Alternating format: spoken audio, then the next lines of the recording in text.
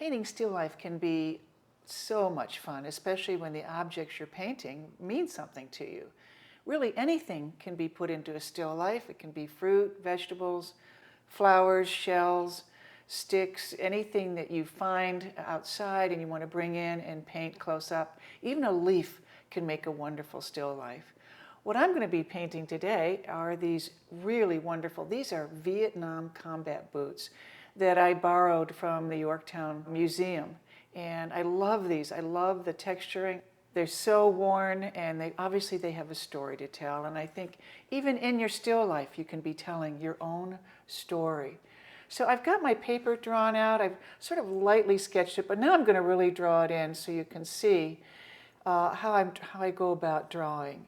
And what I think about first is my big shape, the overall shape. And you can see that I've positioned the boots slightly off center here, so they make almost an L shape, which is always an interesting composition in itself.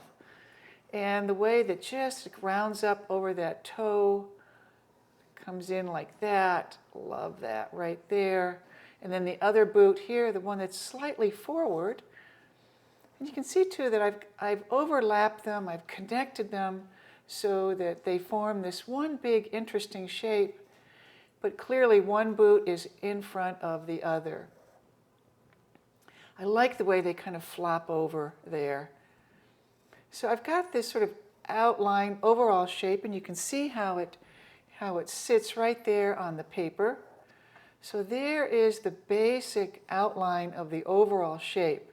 And that's what you want to get first in all of your drawings, regardless, whatever it is that you're going to want to paint. You want to get that big overall shape first, and then you come into your smaller shapes. Now I've got a light off to the side on it, which is casting a slight shadow here, and then the light is hitting the toes right there. We can see the shoe laces coming across. Here's one there, one here, and then a group from here coming around, and they all kind of come together and tangle as they come across the toe there and then come together in a knot down in here. So I'm just using the tip of the pencil there, drawing lightly. And if I make a mistake, I just simply use this kneaded eraser to erase my pencil line. But when you draw, try and draw it once and as accurately as you can.